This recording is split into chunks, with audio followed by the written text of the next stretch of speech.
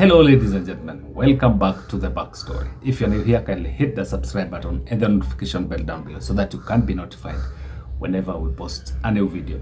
Now ladies and gentlemen, since the demonstrations of the Gen Zs, a former Attorney General JB Muturi has been a thorn in the flesh in President William Ruto's government. And he has been criticizing President William Ruto's government from within, because remember, JB Muturi, after being sacked as the Attorney General, was posted to be the CS for public service. And there are several times that even JB Muturi has even skipped cabinet meetings. So yesterday, President William Ruto took an opportunity while attending an iftar at State House, took that opportunity to respond to JB Muturi. That we have, so we will look at what we need to do. Mumesema mambo ya wakf, and I agree with you. It is it's taken too long. There is absolutely no reason, and I had a problem with the AG who was there. He was fairly incompetent, but I now have a very competent lady. I now have a very competent lady, and I can assure you that the issues of work will be sorted out in a matter of months. I also want to assure you that our Nubian brothers and sisters are solid members of the Kenyan society. And therefore, they are going to be mainstreamed as a Kenyan community, either by Madaraka or by Jamhuri. So at least this year, we will conclude the exercise of them being mainstreamed as part of the Kenyan society, because indeed they have made huge contributions to the development of our nation and to the progress of Kenya. So finally, ladies and gentlemen, I want to... Now, ladies and gentlemen, if you watch that video, you'll be able to tell that President William Ruto used that opportunity to now undermine and to get back to JB Muturi. But one thing that you'll realize that he did not respond to some of the issues that JB Muturi raised. One of the issue was the issue of abductions and the killings that happened after the Gen Z's demonstration. Because remember, JB Muturi was one of the people who was affected directly by the abductions, because his son was abducted, and at some point he came out and explained to Kenyans that he had to go all the way to see the president so as to do what, so that his son could be released. Later on, JB Muturi has been a thorn in the flesh, and there are people who have been saying that he's using that opportunity so that he can be sacked by President William Ruto, so that he can use that opportunity to play the victim and use that opportunity to go for an elective post in his county, that is in Embu County. But now let's go back to whatever President William Ruto talked about yesterday, because he accused former Attorney General JB Muturi to be incompetent. But now the question that many Kenyans are asking is that, okay, Gen Z's raised issues about incompetence of some of the cabinet secretaries, the CSs, or some of the guys who were appointed by President William Ruto. At first, he denied this and said that he'd given Kenyans the best.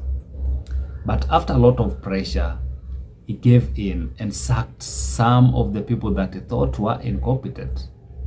Some of the cabinet secretaries who were affected were the likes of Moses Kuria. Now, if JB Muturi was incompetent as an Attorney General, then why was he recycled? Why was he appointed then again as a cabinet secretary? Because you'd expect that someone who is incompetent would be shown the door.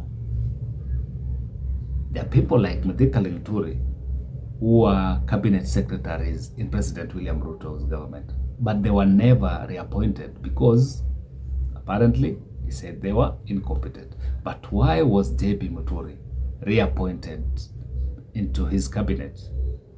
And if he's been incompetent, how has his performance been so far as a cabinet secretary? So JB Muturi, I want to play a clip here whereby JB Muturi has been calling on President William Ruto to tackle the issue of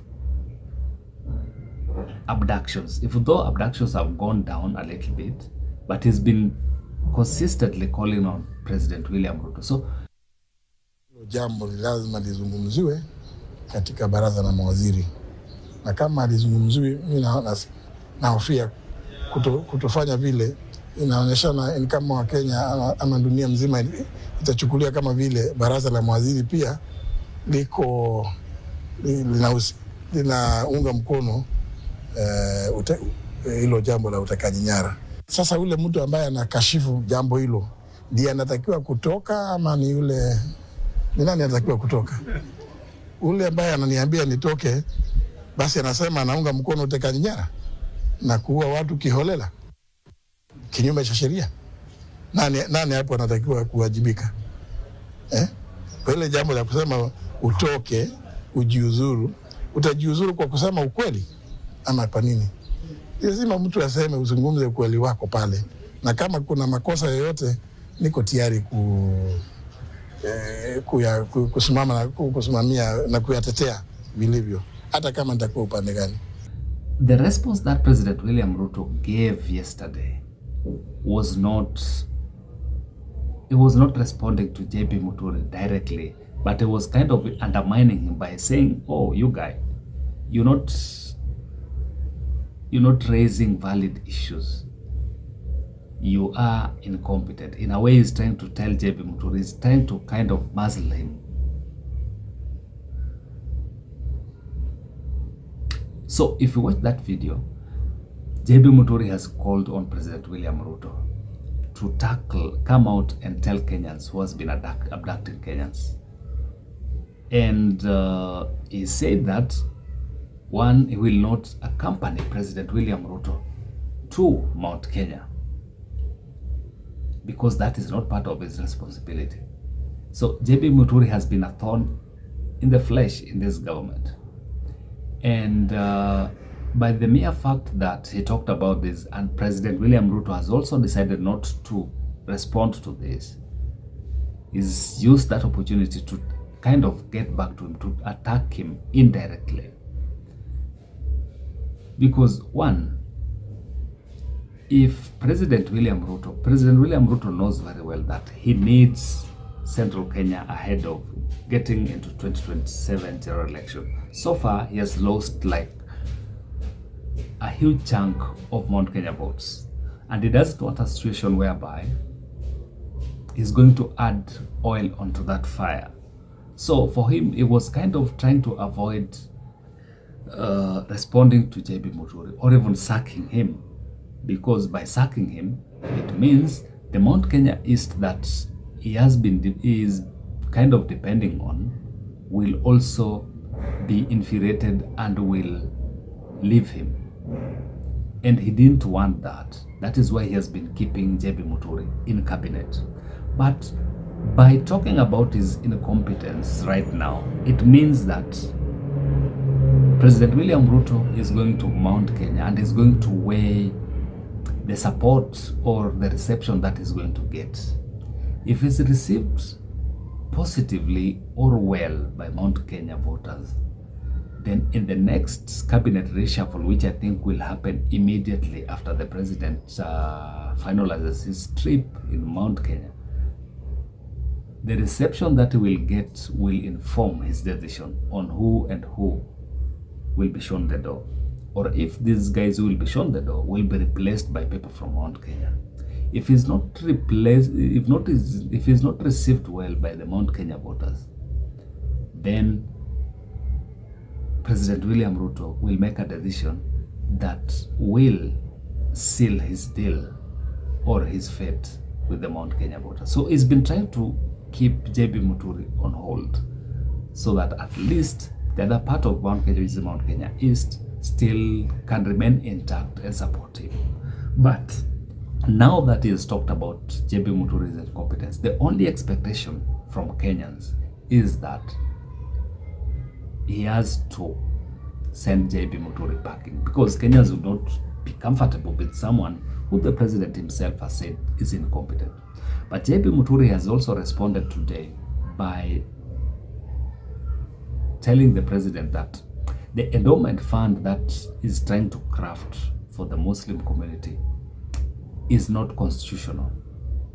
And he's talked about that not being, he's highlighted some of the clauses within the constitution that does not give that fund that is talking about viability. So in a way, he's getting back to the president and telling him that it's the president who was not listening to his pieces of advice.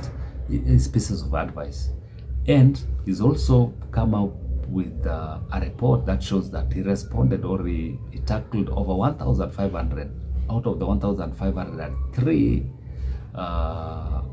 suits that the government was served with, and he responded and he acted positively. And the government, he said that in that report, he's saying that he saved the government over 17 billion shillings that the government was supposed to compensate Kenyans who had sued the government. So he's also kind of come up to defend himself by saying that I was incompetent. It's the president who did not listen to my legal kind of opinion. So, ladies and gentlemen, this is very interesting ahead of 2027. And I know at some point President William Ruto, will sack JB Muturi. And if he sacks him, maybe let's say in the next 1 or so months, what do you think will be the impact of that sacking ahead of 2027? Do you think the Mount Kenya East will respond positively? And does JB Muturi have the political weight around him to kind of scatter the gains that President William Ruto had made by appointing the deputy president right now, Kindiki, who comes from the Mount Kenya East? Will it have an impact? So, ladies and gentlemen, it's a matter of wait and see. We'll wait and see what will happen. But one thing that I'm sure of is the fact that JB Muturi will be sacked at some point. So, ladies and gentlemen, if you're new here, kindly hit the subscribe button and the notification bell down below so that you can be notified whenever we post a new video. Until next time, bye-bye.